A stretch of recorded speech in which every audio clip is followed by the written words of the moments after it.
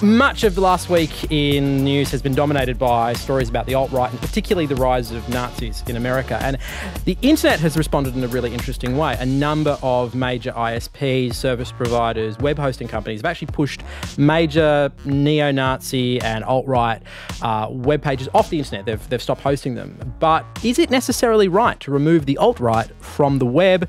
To discuss that, we have Ray Johnson from Gizmodo and we have Claire Riley from CNET. Claire, walk me through what's happened so far. So there are a number of sites online in maybe the darker corners of the internet, shall we say, that... or the whitest corners, depending how you think about it. Yeah, very true. One of them, the classic example, is the Daily Stormer, and this is a site that proudly celebrates its neo-Nazi lifeblood with a good old swastika on the arm. It has been around on the internet for a long time. A lot of these sites have, they have their own kind of versions of Patreon fundraising websites, except it's called Hatreon. Is it really? Yeah. Except it's spelled Hatreon, so I was like, there goes my millinery startup. No. Yeah. There's this Nazis have ruined your hat business. How dare they? Is there nothing they can't ruin? Oh, they ruined it with the points at first, and then, yeah. So anyway, it's this whole kind of second channel of the internet that sort of exists like the regular internet, but a lot more hateful. And with everything that happened in Charlottesville, Virginia, with the riots there led by the alt-right and then the counter-protests, a lot of focus has been on the kind of the alt-right in the US and around the world. And so a bunch of tech companies had to be seen to be responding. And so it started off with GoDaddy, who was the domain provider for Daily Stormer, pulling domain registration, but that didn't pull the content. And so there was a whole bunch of companies saying, well, actually, no, we won't host the Daily Stormer. So Cloudflare, who provides their DDoS protection, which essentially for a site like Daily Stormer, you have to make sure that people can't storm it with fake traffic and bring it down. Oh, the irony. Yeah, they pulled their support. It jumped over to Google briefly. They pulled their support, and then it ended up on the dark web, which is where a lot of these things end up, and where a lot of the neo-Nazis, but also freedom fighters, have to hide. I'm going to chuck out a controversial provocation here.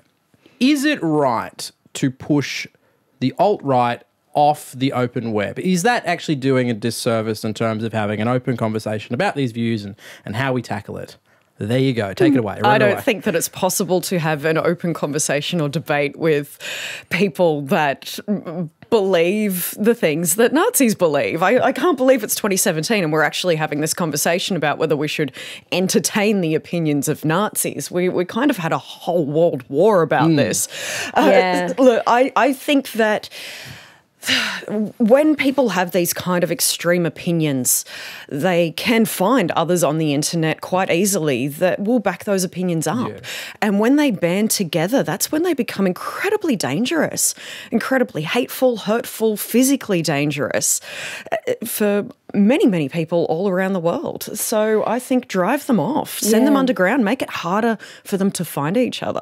Devil's advocate, boom, boom, boom. I agree with what Ray's saying, and I think, these views are very hateful. This isn't so much about free speech. These sites are the worst of the worst. It is hate speech to the nth degree.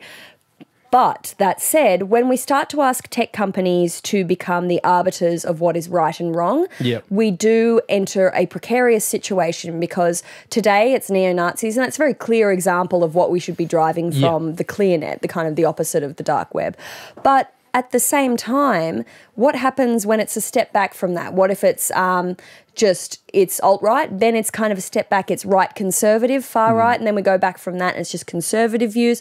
Or to take the flip side, we find a group that is maybe the Black Lives Matter group, or, particular organisations that have been very vocal elsewhere. If we don't like their views, suddenly we give tech companies the power to say what's right and what's wrong. In the neo-Nazi case, it's very simple. Yeah, but when they're you're Nazis. They were the bad guy of every movie from 1945 onwards. Right? So you kind of have to think about, when you create regulation, we talk about technology neutral so that it's future-proof, but we also kind of have to think about regulations that are principle neutral perhaps, and that is saying that we will not abide hate speech, but it's not just because you're saying something we don't like to hear. So I think there's that argument to be made. What role does a tech company have? And so, for example, the EFF, the Electronic Frontiers Foundation, came out and said, well, actually, no, we shouldn't be pushing these groups off. Yes, we think they're a pile of tools, but also at the same time, the internet should be free and open. The voices can be amplified simply by the fact that they don't have many followers. It's that issue of how many people actually have these views, and are we blowing it up out of proportion? Yeah. We can talk about something online, but I saw a great video of the Boston protests last weekend, and it was... there's a rotunda in the middle of a park where this group of maybe 10 or 20 alt-right protesters are standing. Then about 50 metres away from them, there's a ring of gates around the park, and there are just hundreds and hundreds and hundreds of people quietly, peacefully protesting those people. And it was a great example of, in the physical world, not many people have these points of view, so how much do we want to amplify it? Either how much are they amplifying it, and how much is the media choosing to amplify it by not fact-checking, creating more drama? Yeah, it does go back to that, outrage gets attention. Yeah, absolutely. Sort of thing. But I think that there also is a huge responsibility to provide some comfort with those facts and to let people know that they aren't as outnumbered as they think they are, and there's a lot of support out there. You can catch much more of this conversation on the podcast. If download this show, it is Your Week in Media, Technology and Culture. I will see you there on whichever podcasting app you choose. Bye.